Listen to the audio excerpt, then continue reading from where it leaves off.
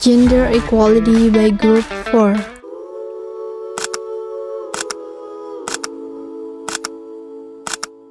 The more I've spoken about feminism, the more I have realized that fighting for women's rights has too often become synonymous with man-hating. If there is one thing I know for certain, it is that this has to stop. Assalamualaikum warahmatullahi wabarakatuh. Hello everyone.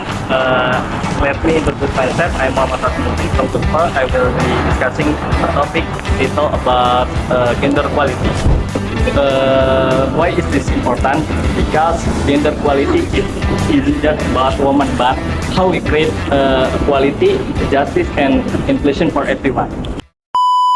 Okay, before discussing this topic, I'd like to introduce some of my colleagues who will be presenting about gender equality. Hello, my name is Sophie, the last NPM 374, and then... Hi, I'm Afrizati, the last NPM 347. Hello, my name is Febi Febrianingsi, the last NPM 359. Hello, my name is Deta Indaseti, the last NPM 343.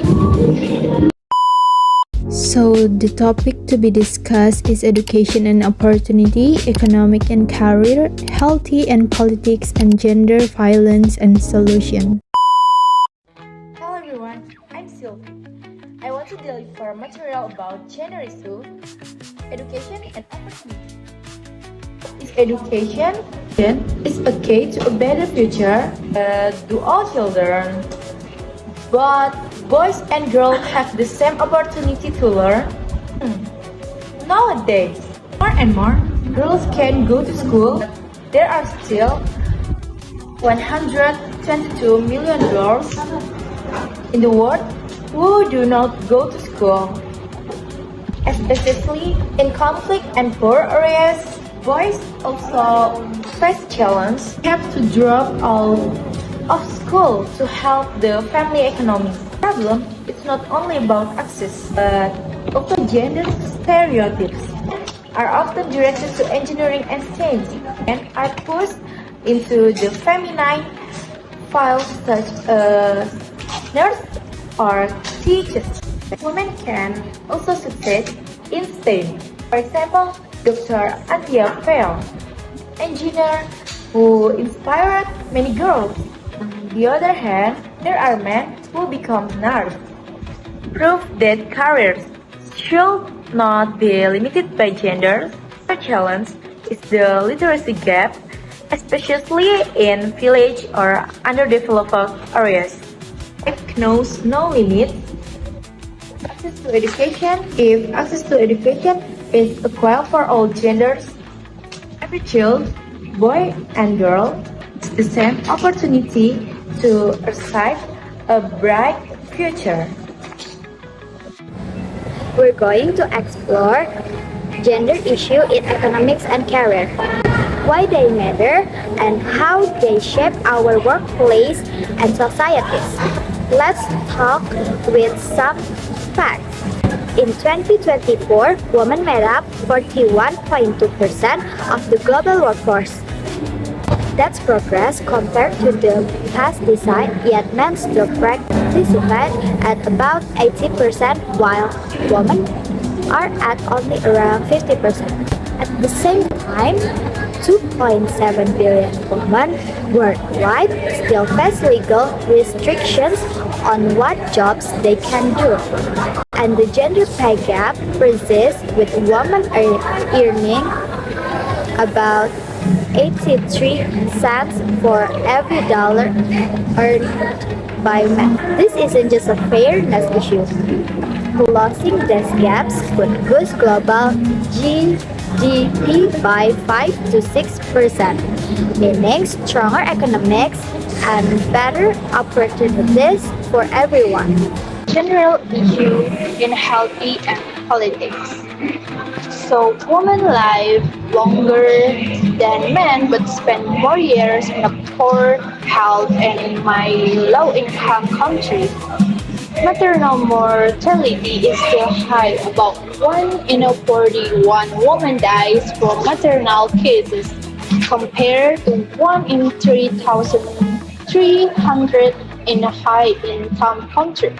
So in the politics, women hold only 26.5% of parliamentary seats worldwide and 23% of cabinet posts. At this rate, equal representation may take more 1 century. These gaps matter because health and political power shape opportunities and rights. Hello everyone, I am Feby. Today I will discuss the topic of gender-based violence. What is gender-based violence? Gender-based violence is a serious global issue. WHO reports 1 in the woman and 1 in the men experience physical or sexual violence. This includes physical, sexual, emotional, and online abuse. Many cases go unreported due to fear, stigma, and weak laws. But there is hope. Reconciliation, consent, and healthy relationship provide hopeness and strengthen laws and change harmful norms. Together, we can create a world free from gender-based violence. I'm not a poet. I'm just a woman. And as a woman, there's no way for me to make my own money. Not enough to earn a living or to support my family. And if I had my own money, which I don't, that money would belong to my husband the moment we got married. And if we had children, they would be his, not mine. They would be his property. So don't sit there and tell me that marriage isn't an economic proposition, because it is. It may not be for you, but it most certainly is for me. So the conclusion of gender equality is not about women and it's not about the men, it's about making workplace work for everyone. Together we can fix work, not women. Okay, that was a very productive discussion. We have some good action point to move forward with. Thank you everyone for your time and insightful contribution. See you next time.